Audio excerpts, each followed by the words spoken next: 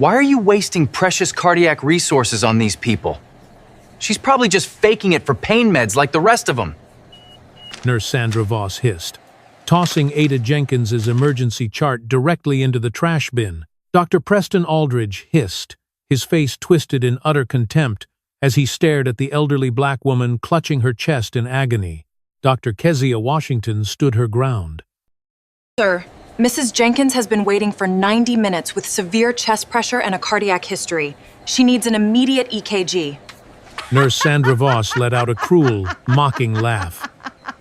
People like her are built tough, Washington. Her vitals are fine. Stop acting like a dramatic social worker and get back to— Meanwhile, a white male with identical symptoms who had just walked through the doors was rushed straight into the emergency bay within 90 seconds. Nobody noticed the quiet, elderly man sitting in the corner, writing down every disgusting word.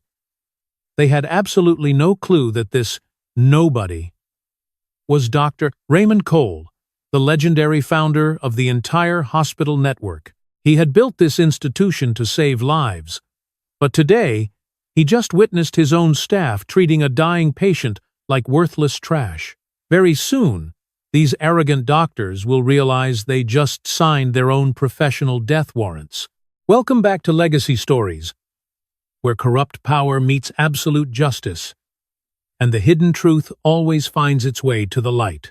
If you are ready to watch an arrogant elite get systematically dismantled by the very legend who built his empire, smash that subscribe button right now and turn on notifications. Trust me, you do not want to miss a single second of this jaw-dropping reckoning. Let's pull back the curtain and look at how this toxic web of lies was woven starting at 8:14 a.m. on a fateful Tuesday morning. The hospital smelled the way all hospitals smell: antiseptic and urgency. A chemical overlay that never quite covered the fact that human bodies were failing in every direction you looked. Dr. Raymond Cole stepped through the sliding glass doors of Meridian Health Partners at 8:14 on a Tuesday morning and stood for a moment just inside the entrance, letting his eyes adjust. He had not been inside this building in 14 months. Not this branch. The Southside campus, the original one, the one that had been the beginning of everything before there were 4 campuses, and a research center and a training program that had produced 62 physicians over the past 19 years. He stood there with his leather notepad case under his arm and took the room in the way a surgeon takes in a patient before touching them with full attention, recording everything, touching nothing yet. The waiting area was a large room with beige walls and fluorescent lighting, and the particular quality of stillness that busy places have when they are full of people who are not permitted to be busy. 43 chairs arranged in rows, about half of them occupied.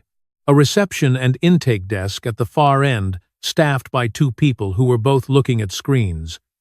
A triage nurse station to the left. A set of double doors leading back to the clinical areas with a keypad and a small placard. Authorized personnel only.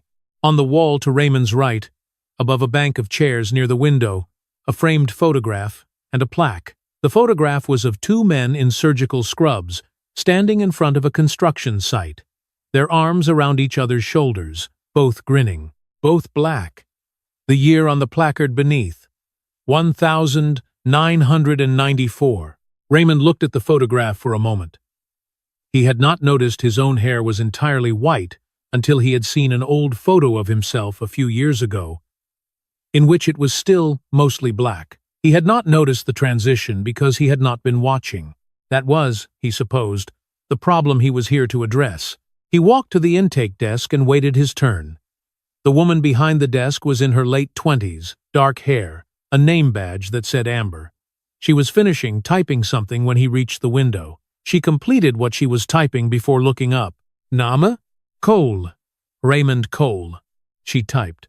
Her eyes moved to the screen. Date of birth? He gave it. Reason for visit? Follow up on a cardiac monitoring referral, he said. He had called 2 days ago and scheduled an appointment. The appointment was real. The reason for being here, though, was not the appointment.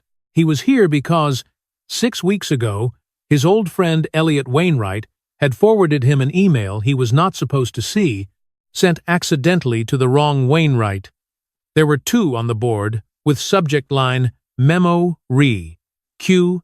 3 quality review, which had contained, embedded in the body text, 3 data points that Raymond had stared at for a long time sitting at his kitchen table in Baltimore. Black patients, average wait time for pain assessment, 42 minutes. White patients, 26 minutes. Black patients, rate of documented pain scale. Recording below self-reported score, 37%. White patients, 9%. Black patients, 30-day post. Discharge mortality. Cardiac presentations, 17 per thousand. White patients, 9 per thousand. He had read those 3 lines 9 times over the course of the evening. He had read them and then sat very still at his kitchen table for a long time, the way you sit when you are reading something that confirms what you already suspected, and finding it worse than you hoped. He had built this hospital to produce different numbers than these. He had built it specifically so that these would not be the numbers, and for some period of time that he could not precisely determine from an email, it could have been 3 years, it could have been 5, it could have been longer, these had been the numbers. He had forwarded the email to no one. He had called no one. He had told his assistant on Monday that he would be in Chicago for a few days on personal business. "Take a seat," Amber said. "Someone will call you."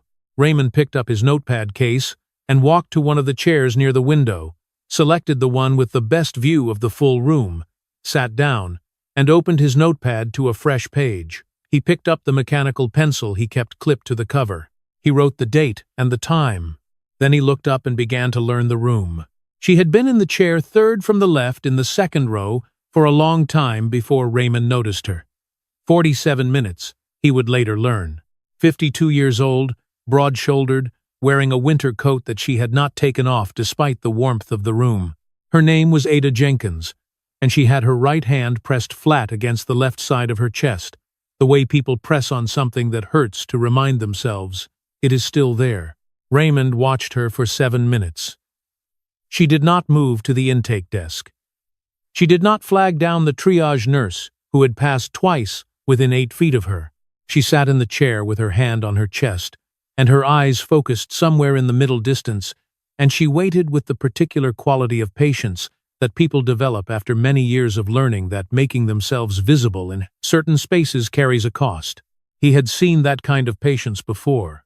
He had seen it in his surgical residence, in his patients, in people sitting in lobbies and waiting rooms and administrative offices all over this country, wearing it as a form of protection, a way of not giving anyone an additional reason to decide that you were a problem. It was not docility. It was a learned skill. It had been learned against the grain of what should have been necessary. He was watching her when a white man in his early 60s came through the sliding doors, moving with the particular urgency of someone who had driven himself to the hospital while still deciding whether to bother. He was overweight, red-faced, perspiring. He went directly to Amber's window without waiting. "Chest pressure," Raymond heard him say. "Started about 40 minutes ago." Amber was already reaching for a form. She was already waving at the triage nurse station. Within 90 seconds, the man was through the double doors. Raymond looked at the chair 3rd from the left in the 2nd row. Ada Jenkins' hand was still on her chest. No one had come to her. He stood. He walked over to the empty chair beside her and sat down. "Ma'am," he said quietly, "how long have you been waiting?" She looked at him with the careful eyes of someone who has learned to take careful inventory of strangers before speaking. She found something in his face that apparently satisfied the inventory. "Since 7:30, she said. Her voice was steady, but it cost her something to use it. "They took my vitals when I came in. Said to wait." Raymond looked at his watch. It was 9:03. "What are you feeling right now?" "Pressure," she said. "Left side. It comes and goes. I have a history." She pressed her lips together. "I've been here before. They know me." Raymond stood up slowly and walked to the triage station. The nurse behind the window was white, late 30s, with a name badge that said Sandra Voss, Nursing Director. She was reviewing a chart. She glanced at Raymond with the practiced, neutral look of a person managing a queue. "The woman in the 2nd row," Raymond said. Mrs. He looked back. The woman with her hand on her chest who's been here since 7:30. Has anyone reassessed her triage status? Sandra Voss looked at the board on the wall to her right, which displayed intake codes in colored blocks. She looked back at Raymond. She's been logged, she said. Chest presentations without acute indicators. Wait for available assessment. She's been waiting 93 minutes with self-reported pressure and a documented cardiac history. Sandra Voss looked at him with the particular expression of a person who has been trained to maintain authority in interactions with members of the public who are asking too many questions. Sir, I understand your concern. If you'd like to speak to someone about the triage process, I'd like to know what her last vital assessment was and when it was taken. I'm not able to discuss another patient's information. I'm not asking for her information. I'm asking when she was last assessed. The double doors opened and a young woman in a white coat came through them at pace, moving with the tight, focused economy of a person who is already 3 things behind. She was perhaps 30, black, with natural hair, and the specific kind of tiredness around the eyes that only comes from consecutive overnight shifts. She was scanning the waiting room as she walked. Her eyes found Ada Jenkins. She changed course immediately. Raymond stood where he was at the triage window and watched her go directly to the chair beside Ada, crouch to eye level, say something quiet. He watched her take Ada's wrist, check the pulse, ask questions. He watched her face sharpen and settle into clinical focus. She stood, said 2 words to Ada Jenkins, and went to the triage window where Sandra Voss was still looking at Raymond, and spoke in a low, rapid voice. Mrs. Jenkins needs immediate reassessment. BP is 158/94. Pain 7 out of 10, ongoing. I want a 12-lead EKG and a troponin draw, please, now. Sandra Voss looked at the young woman with a micro-expression that was quick and dismissive and entirely intentional. Dr. Washington, there are 4 patients ahead of her in the assessment queue. She's been here 90 minutes with a 7 and a cardiac history. The queue is not the appropriate framework. The queue is the triage protocol. The triage protocol is not a substitute for clinical judgment, Dr. Washington said. Her voice was steady, not raised, not aggressive, the voice of someone who has said a version of this before and knows exactly what it costs to say it. I'm asking for a 12-lead and a draw.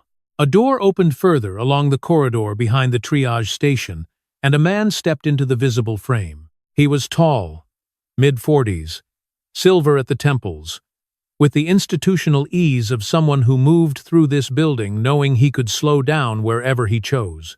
He was wearing a white coat over a tailored shirt, and his name badge read Dr. Preston Aldridge, Chief of Medical Affairs. He walked to the triage station without urgency and looked at Sandra Voss first, then at Dr. Washington, with the expression of a man arriving at a situation he had already decided the nature of before he reached it. Dr. Washington. His voice was pleasant in the specific way of a manager who has practiced pleasantness as a management tool. What's the situation? Mrs. Jenkins, Chair 2. C. 90-minute wait. 7 out of 10 chest pressure. Documented cardiac history. BP elevated. I'm requesting a 12-lead and troponin. Aldridge looked at the board. He looked at the queue. He looked at Sandra Voss with a glance that conveyed something between them that Raymond could read from 15 feet away. He looked at Dr. Washington. The queue exists for a reason, he said. We talked about resource prioritization in last month's briefing. There are protocols. Dr. Aldridge, she's been here 90 minutes. We have 11 patients in the back and 2 assessment rooms. When something comes available, she's presenting with active symptoms. Dr. Washington. His voice dropped the pleasantness. Not sharply, he was too careful for sharpness. But it went from tool to weight. I think patient 4 needs your attention right now. Cubicle 3. The silence that followed lasted 4 seconds. Dr. Washington looked at Aldridge. Then she looked at Sandra Voss. Then she looked at the waiting room, where Ada Jenkins was still sitting with her hand on her chest, and her expression carried everything that 4 seconds of silence can carry when a person is deciding between what they know is right and what they know the institution will do to them for acting on it. "I'll see patient 4, she said, "and I'm documenting this conversation." She walked through the double doors. They swung shut behind her. Aldridge turned back to Sandra Voss, said something in a low voice that Raymond could not hear, and walked away the way he had come. Raymond stood at the triage window for a moment longer. Then he walked back to his chair near the window. He sat down. He opened his notepad. He wrote, 9:07 a.m., Ada Jenkins, Chair 2, C93, minute wait, 7/10 chest pressure, cardiac history, white male, same presentation, through doors in 90 seconds. Dr. Kezia Washington. Overridden by Aldridge. Resource prioritization. Documentation threatened. He wrote one more word beneath this. Pattern. He found the patient advocate office, at the end of the administrative corridor on the second floor, a small room. One window facing the building's interior. A desk piled with organized stacks of documents, a bookshelf full of binders. The man behind the desk was 61, built broad and solid, with a gray beard and the careful, unhurried manner of someone who had trained himself out of urgency, because urgency was not what the work required. Marcus Thibodeau had worked as Meridian's patient advocate for 3 years. Before that, he had been a social worker for 22 years in this same neighborhood, which meant he knew where every door was, and which ones opened from the inside, and which ones were decorative. He looked up when Raymond appeared in the doorway, and his expression did the same thing that Beverly Coleman's had done, not recognition, but the careful assessment that precedes it. "I'm not from administration," Raymond said. "I'm a patient today. I was in the ER this morning." Marcus Thibodeau looked at him for a long moment. "Sit down," he said. Raymond sat. He set his notepad on his knee. "I watched a woman named Ada Jenkins wait 90 minutes this morning with active chest pressure," Raymond said. "I watched a physician, Dr. Washington, try to get her reassessed and get overridden by the chief of medical affairs.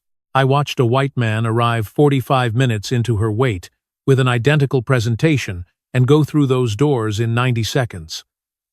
He paused. "I don't think this was the first time." Marcus Thibodeau looked at him for another moment. Then he reached to the bookshelf behind his desk and lifted out the middle of the 3 large binders. He set it on the desk between them and opened it to the first tabbed section. "No," he said, "it was not the first time." The binder held 3 years of documented incidents. Every entry was dated, coded by patient demographic, noted with the presenting complaint, the triage category, the wait time, and the time to first assessment. Marcus had cross-referenced them against the hospital's own log data, the data that went into the quarterly reports, the numbers that the administration saw, and the divergence was visible on a single comparison page at the front of the binder. The hospital's logged data and Marcus's observed data matched for white patients within a margin of error. For black patients, the hospital's logged data showed wait times averaging 28 minutes. Marcus's observed data showed 44. The discrepancy exists because the log reflects when a patient is called to a cubicle, Marcus said, not when they were actually assessed. They're called to a cubicle and then they wait in the cubicle, sometimes 20 or 30 more minutes before anyone comes. But the clock stops when they cross the door. He turned to a tabbed section 2/3 of the way through. Pain documentation is different. That one I had to work for. He had spent 4 months cross-referencing the pain scores that nurses documented in the system against the pain scores that patients self-reported during a voluntary survey that Marcus had conducted on his own time, on weekends, with patients and family members who agreed to participate. He had not asked permission to conduct the survey because he had known what answer he would receive. He had conducted it the way a person conducts work, that they know the institution will not protect quietly, on personal time, with documentation that lived on his own hard drive, and in 2 printed copies at his apartment, and 1 copy in a safe deposit box at a credit union on 47th Street. He had done this not because he expected to be believed without evidence, but because he had been doing patient advocacy long enough to know that evidence was the only language that institutional power consistently translated. The result was a single bar chart at the top of the page.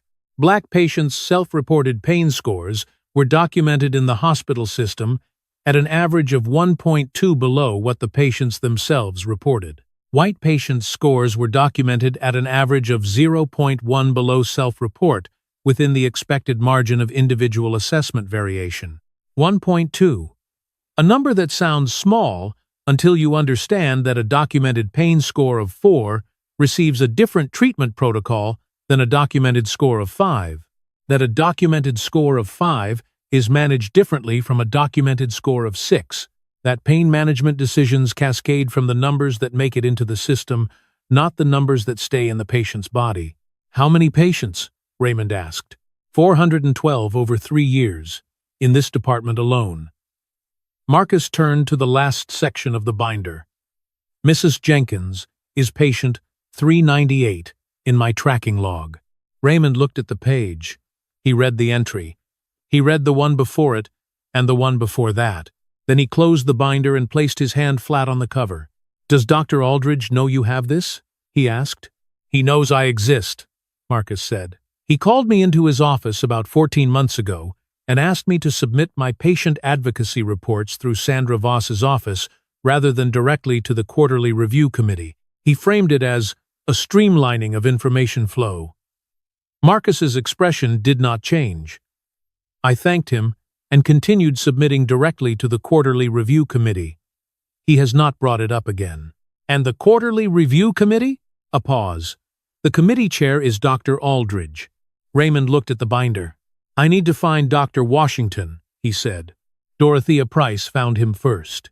She appeared at his elbow in the second-floor corridor at 11, 30 inches away, that suggested she had been looking for him, that someone had told her he was here, and that she had made her own decision about what to do with that information before acting on it. She was 58, with close-cropped gray hair, and the steady authority of a person who had been the most reliable presence in a building for so long that the building itself had organized around her.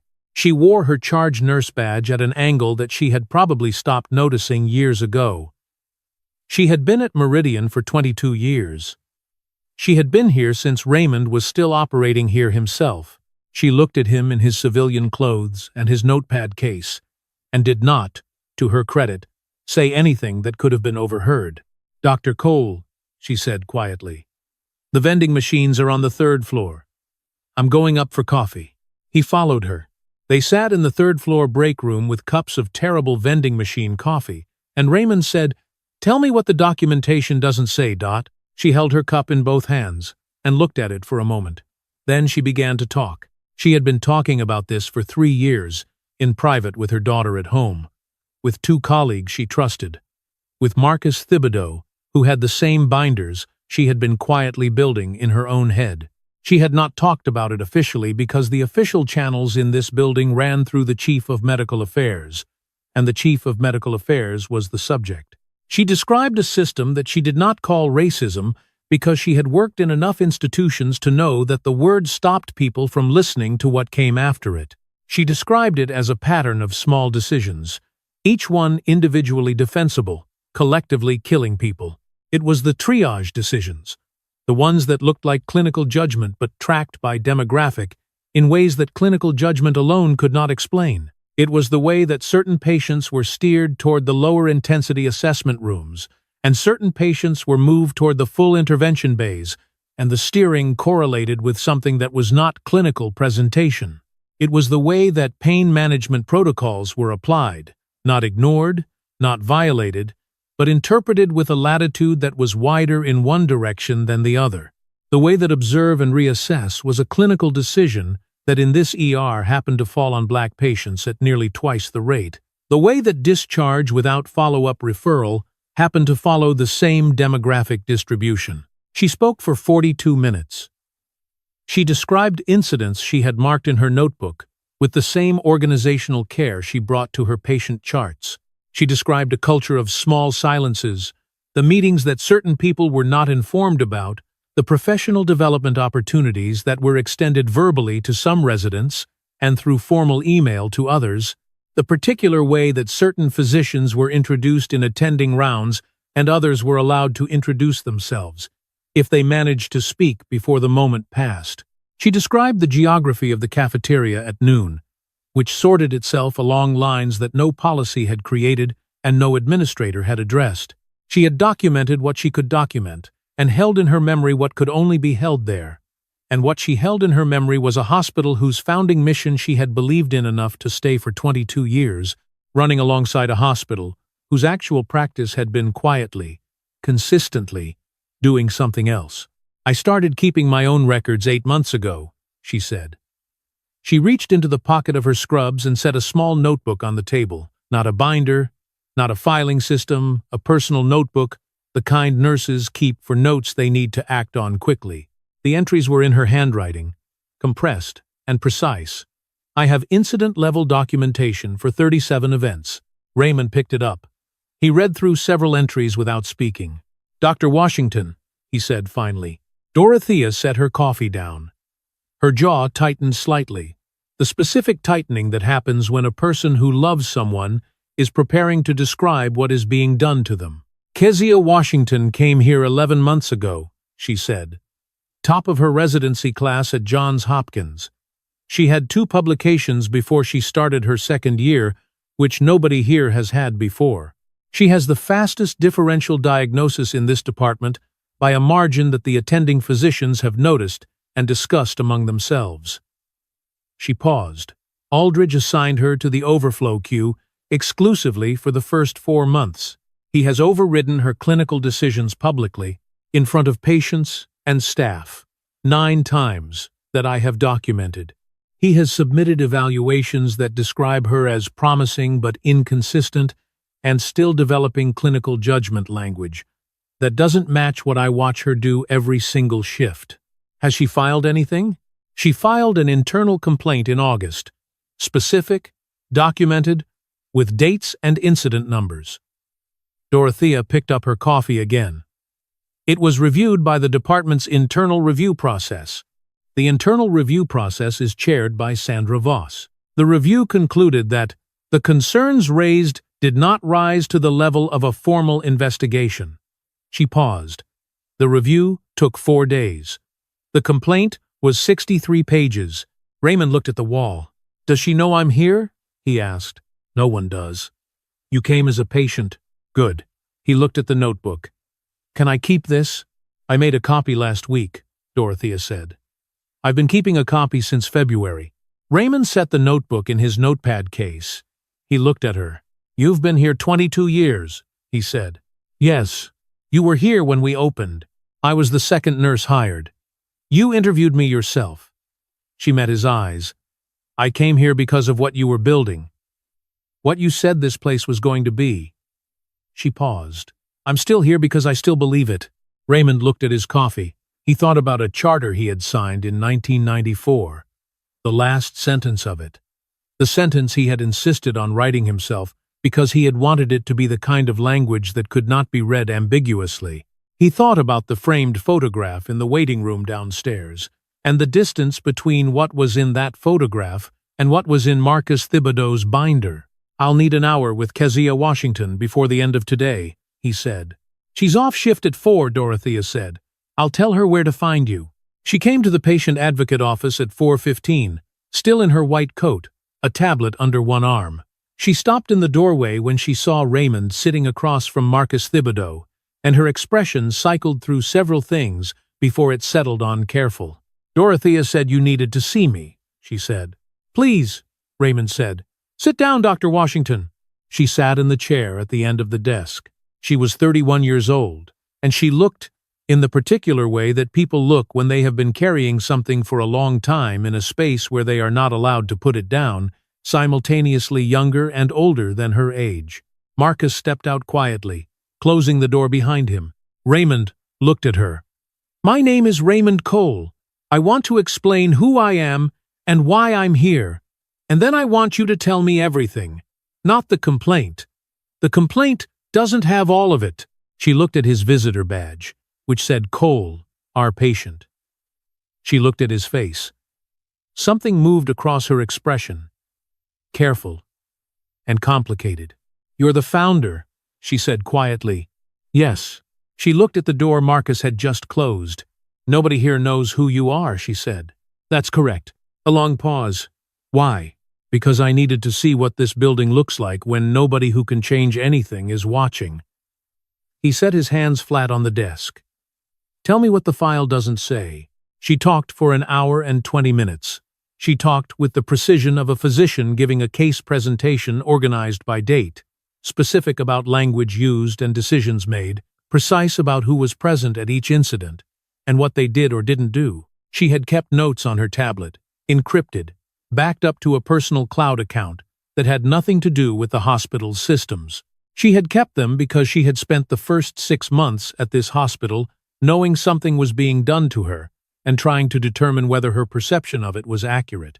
She told him about the afternoon 4 months in when she had been taken off a complex pediatric case, a case she had been managing successfully, and reassigned to the overnight overflow queue without explanation. When she had asked Dr.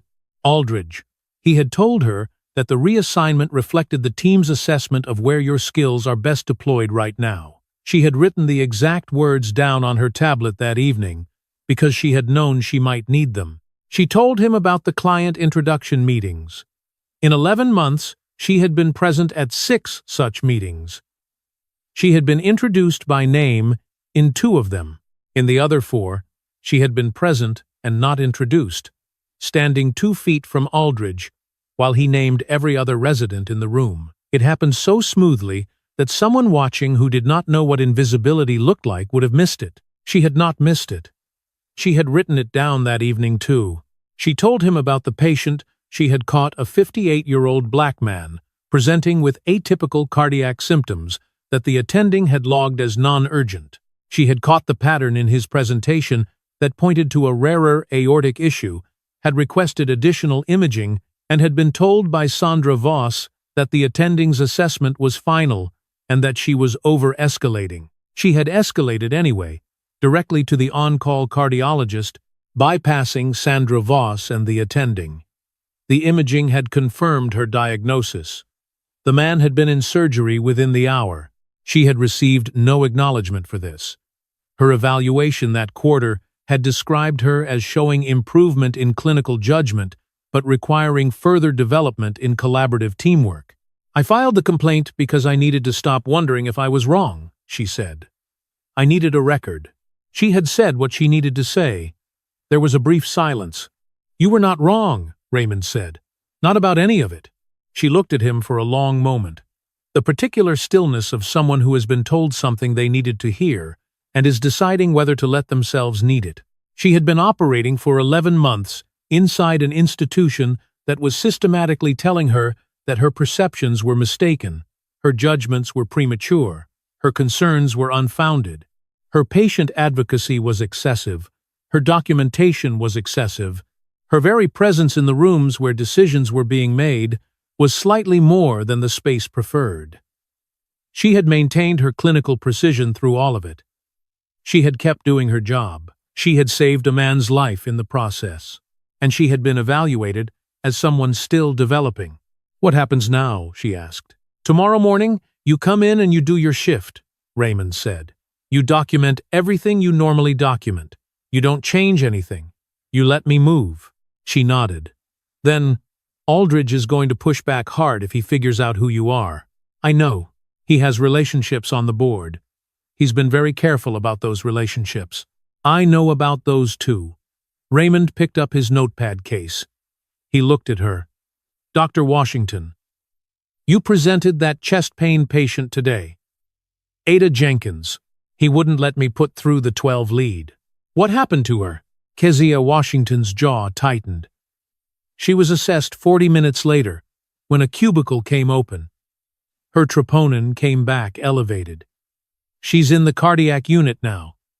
A pause. She's going to be okay. But she spent 40 additional minutes in a chair that she should have spent being monitored. Raymond was quiet for a moment. She's going to be okay, he said.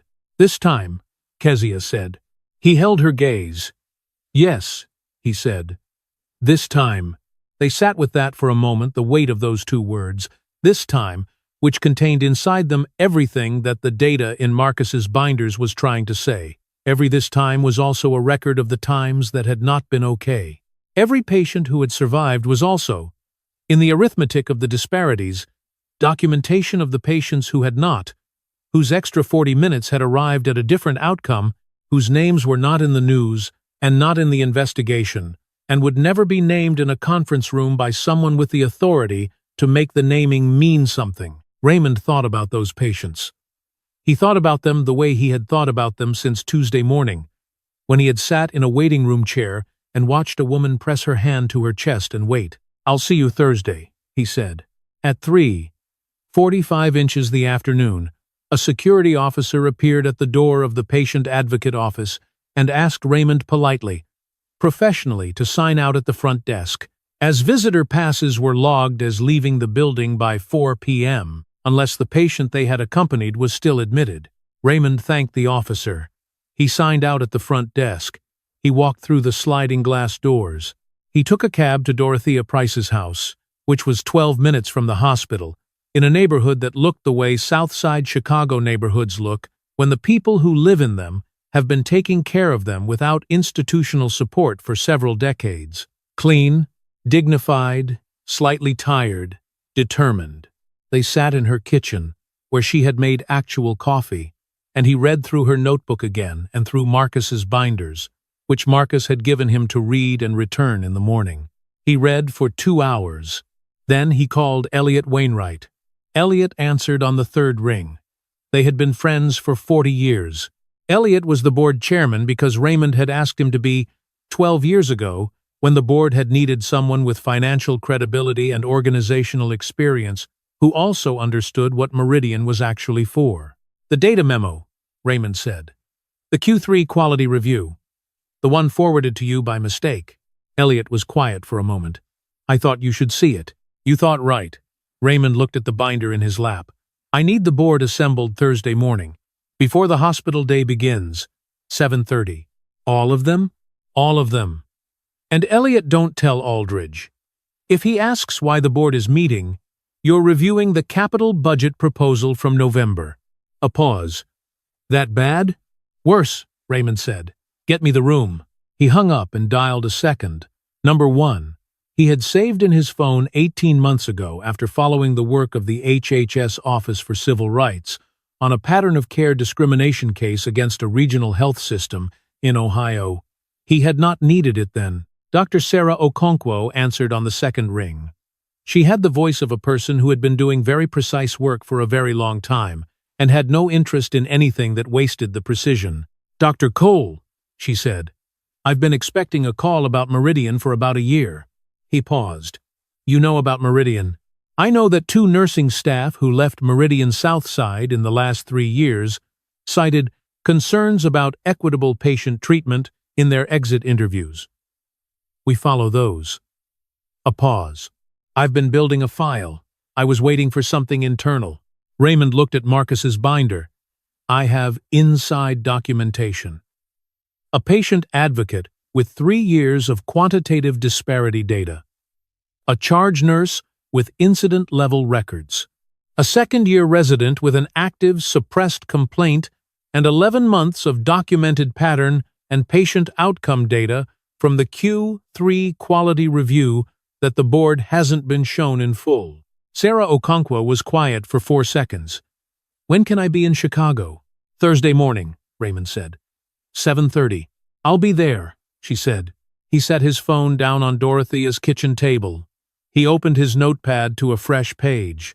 He wrote 2 words. Thursday, 7:30. Thursday came in cold and clear. The kind of Chicago morning that strips everything down to its essential shapes, the skyline sharp, the lake flat and steel gray, the streets still half empty, at 7 in the morning, with only the earliest commuters moving through them. Raymond arrived at Meridian at 6:55.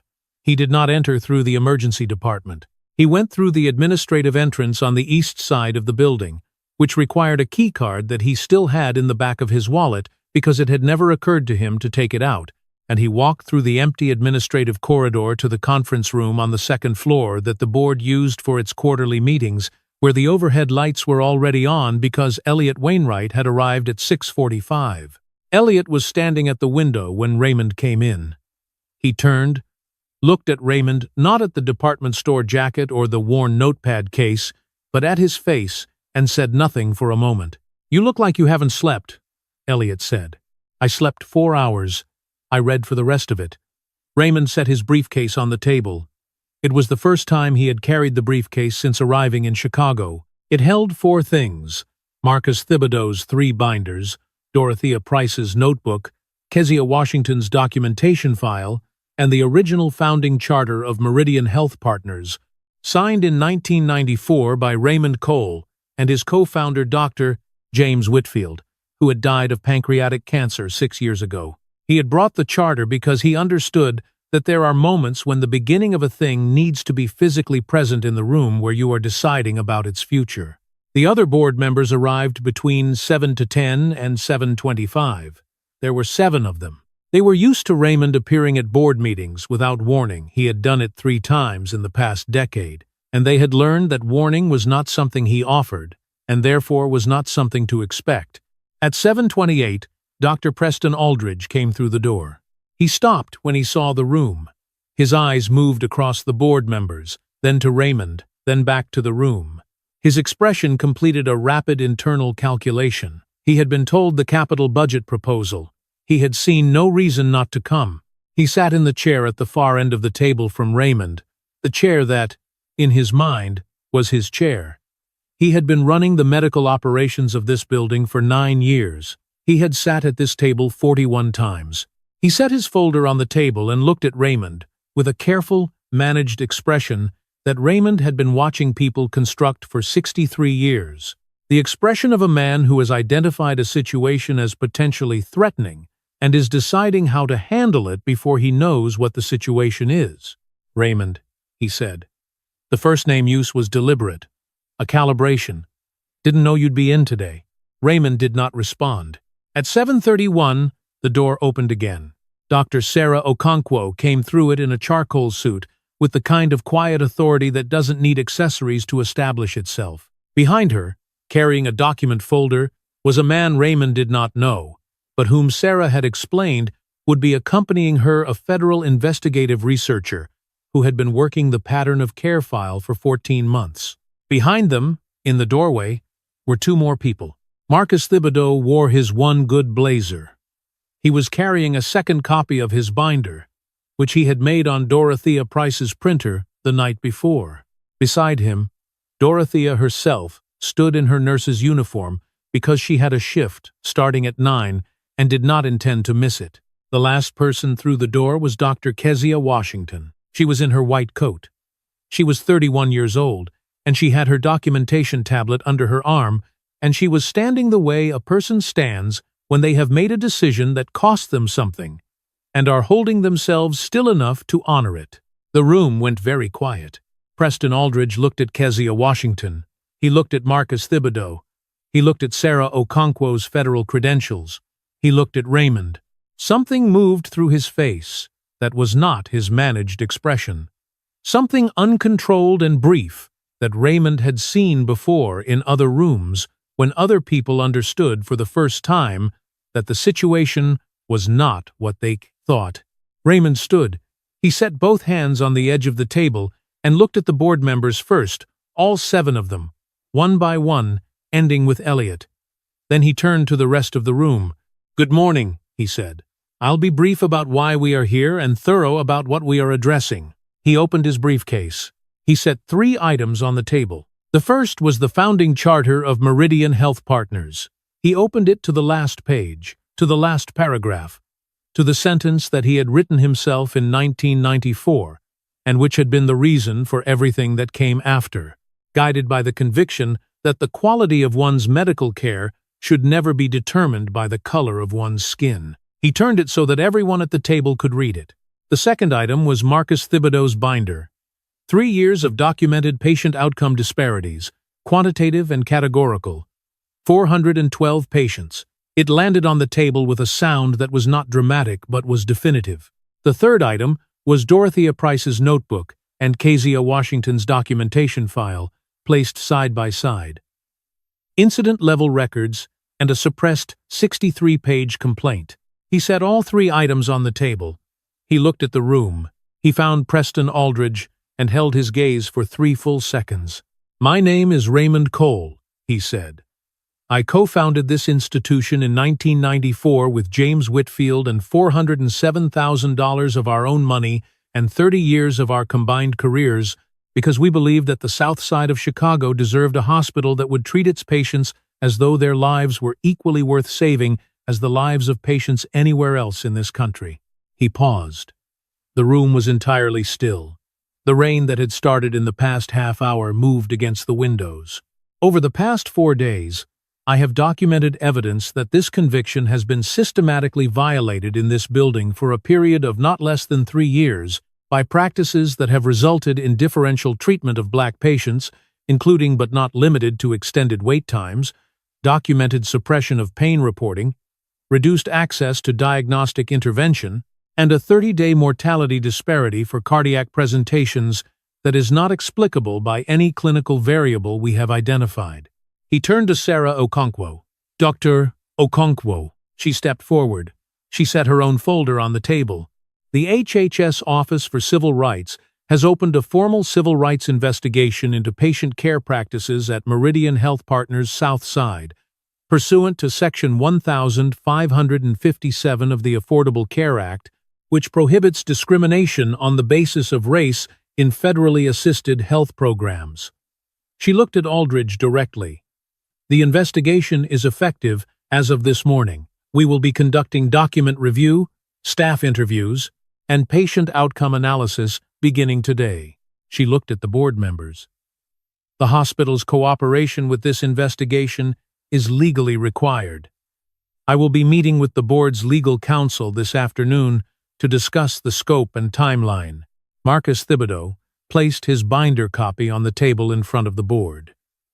3 years of patient-level outcome data cross-referenced against hospital-logged records. The methodology is documented and reproducible. I am available to present the findings in full today or at the board's next formal session. Dorothea Price spoke from where she was standing near the wall, because she had chosen not to sit. She spoke the way she did everything, without drama, with complete precision. "I have 37 documented incidents in which clinical decisions in this department resulted in differential care outcomes along racial demographic lines. The incidents are dated, identified by case reference number, and correlated with the patient outcome records in the binder." Then Raymond turned to Kezia Washington. She was looking at the table. He watched her take one quiet breath. She looked up. She looked at the board members, and then she looked at Preston Aldridge, and her expression was not anger, and it was not triumph. It was the expression of someone who has been keeping a very careful record for a very long time and has just been given permission to let the record speak. "I have 11 months of incident documentation," she said. 47 specific events. "The complaint I filed in August was 63 pages and reviewed in 4 days by a committee chaired by the person the complaint was about." She paused. "I kept documenting because I needed the record to be real. I needed what was happening to my patients to be real, even when the institution around me was working very hard to make it feel like it wasn't." The room held its silence, rain on glass, the second hand of the wall clock moving with its quiet, indifferent precision. Preston Aldridge had his hands on the table. They were very still. His face had traveled somewhere that faces go when everything a person has organized their professional identity around is being named out loud in a room they can no longer manage. He had spent 9 years operating this medical department with the complete assurance of a man who understood that the most effective institutional discrimination is the kind that looks, from the right angle, like clinical judgment, like resource allocation, like professional standards. He had not anticipated being named. Not here. Not like this. Not with data that was built by the same institution that was supposed to protect him from it. He straightened the folder in front of him, a small, reflexive motion, hands needing something to do. "Raymond," he said. His voice was controlled, but only by the specific effort you could see in a person's throat when they are working to control it. "These are serious allegations. There are processes. The process is this room," Raymond said. His voice was quiet and direct and carried no triumph, only the weight of a decision that had been long enough coming. "Preston, your clinical privileges at this hospital are suspended effective immediately, pending the completion of the federal investigation and an independent board review of patient outcome data. He paused. Your administrative access will be revoked as of this morning. This is not a negotiation. Preston Aldridge stood. He stood the way a person stands when they don't have another option. He straightened his jacket. He looked at Sandra Voss, who had been called to the meeting as a witness and was now sitting with her eyes on the table. He looked at the board members, none of whom would meet his eyes. He looked, for a long moment, at Kezia Washington. She looked back at him. She said nothing. She did not need to. She had 47 documented incidents under her arm and the quiet, unbroken composure of someone who had spent 11 months being told her perception was wrong and was now standing in the room where her perception had become the official record. Aldridge walked toward the door. He passed within 4 feet of Marcus Thibodeau. He did not look at him. He passed within 3 feet of Dorothea Price. He did not look at her either. The door swung shut. The room held its silence for a moment. Then Raymond looked at Kezia Washington. Dr. Washington, he said, I owe you an acknowledgement.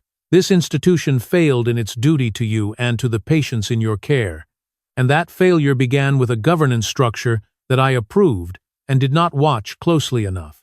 I intend to address that directly and publicly. He paused.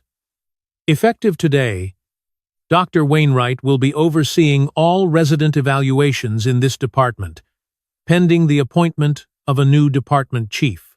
Your August complaint will be formally reviewed, on the record, by the board's independent review committee. He reached into his briefcase. He placed one more document on the table. It was a single sheet, an internal nomination form for the hospital's Medical Excellence Committee, the interdisciplinary body that reviewed and recommended clinical protocols across all Meridian campuses. Your protocol proposal, Raymond said. The one on evidence-based pain assessment equity. It was submitted to Aldridge's office 9 months ago and never forwarded. He set it in front of her. It's on this week's committee agenda. Kezia Washington looked at the document. She picked it up. She held it for a moment, a long, still moment. The kind that happens when a person is deciding whether to let themselves feel the full weight of something. My patients, she said finally. The ones in the data. Mrs. Jenkins. Ada Jenkins is in the cardiac unit, Raymond said. She's going to recover. She is part of a documented record that will change the protocols for every patient who comes through those doors after her. He paused. Her name is in Marcus's binder. Her name will be in the federal investigation. The care she was denied will be named specifically in the report, and it will be the basis for what changes. Kezia Washington looked at him for a long moment. Something in her face settled, not relief, exactly, because the work was nowhere near finished, but the specific quality of a person who has been swimming against a current for 11 months and has just reached ground. Okay, she said. Okay. The federal investigation moved carefully and thoroughly, the way Sarah Okonkwo's work always moved without confusing speed with effectiveness. Within 30 days, the HHS Office for Civil Rights had reviewed 412 patient cases, conducted interviews with 37 current and former staff members, and produced a preliminary findings report that was 48 pages long and unambiguous in its conclusions. The pattern was documented. The disparities were real. The suppression of Dr. Washington's complaint represented a specific violation of the hospital's federally mandated patient rights procedures. The documentation trail, when assembled in its entirety, showed not a single instance of explicit racial intent, no slurs, no memos with inflammatory language, no smoking gun of the kind that made institutional racism comfortable to prosecute because it looked like the racism people expected. What it showed, instead, was something more difficult and more honest, a system of 100 small decisions, each individually defensible, collectively constituting a practice that delivered measurably inferior care to Black patients over a period of years. A system that had been operating in a building whose founding charter explicitly rejected it. A system that had been allowed to operate because the people who could have challenged it had not been protected when they tried.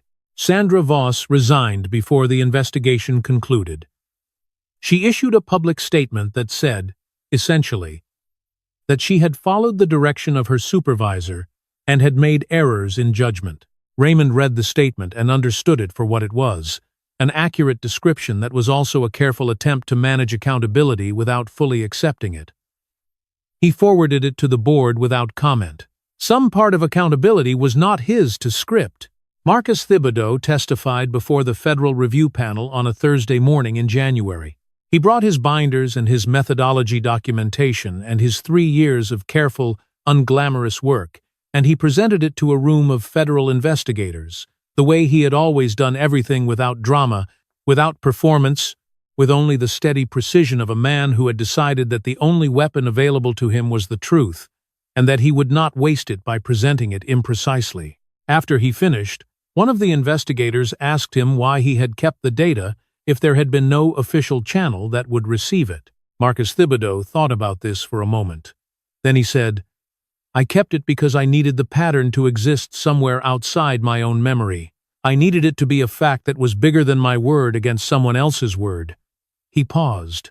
"And because I worked with these patients, I knew their names." When you know someone's name, you can't stop keeping track of what happens to them. Preston Aldridge's hospital privileges were formally terminated 32 days after the board meeting. He retained private legal counsel and issued a statement denying that any of his decisions had been racially motivated. His attorney filed a wrongful termination claim. The claim was reviewed. The documentation Marcus Thibodeau had assembled over 3 years made the claim difficult to sustain. Within 4 months, the claim was withdrawn. The process was not clean. Processes like this rarely are. There was a period of 6 weeks during which the uncertainty in the hospital about what had happened and what was coming and what the investigation would find and what it would mean created the kind of institutional atmosphere in which people moved carefully and spoke in shorter sentences than usual. Staff members who had watched what happened to Kezia Washington's complaint in August had to decide, again, whether the institution had changed enough to be worth trusting with the truth. Some decided yes, immediately. Some took longer. Raymond understood both responses. He ran the morning briefings himself during those 6 weeks. He asked specific questions of specific people and listened to the answers fully and without performing the kind of authority that makes people feel they are being assessed rather than heard. He was thorough and unhurried. He was entirely uninterested in being thanked. What he was interested in was the work, and the work was building the conditions under which people like Kezia Washington could do their jobs without spending half their cognitive energy managing an institution that was supposed to be supporting them. Ada Jenkins came back to the hospital 3 weeks after her discharge. She did not come as a patient. She came because Dorothea Price had called her and asked if she would be willing to meet with the team that was revising the triage protocols. Ada Jenkins sat at a conference table on the 2nd floor and told a group of physicians and administrators what it had felt like to sit in that waiting room for 93 minutes with her hand on her chest and a pain she had been trying to tell people about for years. She did not raise her voice. She did not dramatize it. She simply told the truth in the direct, specific way that people tell the truth when they have been waiting a long time for someone to ask for it and are not going to waste the opportunity. "I've been coming here for 11 years, she said. "This is my hospital, my family's hospital. My mother died in this building." She looked at the people around the table, most of them white, most of them new to her face, all of them listening in the way that people listen when they know the listening has a cost if they do it badly. "I kept coming back because I believed in what this place was supposed to be. I kept believing even when the care wasn't showing me the same thing back." She paused. "I just needed someone to start listening." The new triage protocols went into effect 8 weeks after the board meeting. The framework required independent documentation of patient-reported pain scores alongside clinical assessment, and it required any divergence of more than 1 point between self-report and documented score to trigger an automatic supervisory review.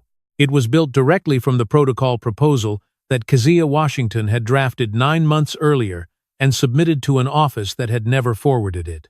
It was a specific, small change. It would, over time, affect hundreds of patients. It would not be visible in any single encounter. It would accumulate quietly in the data, in the outcomes, in the 30-day mortality statistics that Marcus Thibodeau would continue to track in his binders for as long as he worked at this building. Kezia Washington was appointed to the Medical Excellence Committee the same week the new protocols were published. She submitted 3 additional protocol proposals within the next 60 days. 2 were approved immediately. The 3rd was approved with modifications after a 48-hour review. None of them were buried. She was, by the time the spring academic calendar turned, the most published second-year resident in Meridian's training program history. She did not stop keeping notes on her tablet. She told Raymond, in their last conversation before he flew back to Baltimore, that she did not think she would ever stop keeping notes, not because she expected to need them in the same way again, but because the act of writing things down had become the way she held herself accountable to the patients she was responsible for. Every entry was a record, not just of what the institution did, but of what she had seen and what she had done about it. Raymond understood this completely. On the morning of his last day in Chicago, he sat alone in the second-floor conference room, and he thought about a founding charter signed in 1994 and what it had cost 2 men to write it and mean it. He thought about the distance between a sentence on a page and the practice of it in the actual rooms of an actual building on an actual Tuesday morning when a woman named Ada Jenkins was sitting in a chair with her hand pressed to her chest. He thought about what it meant to build something.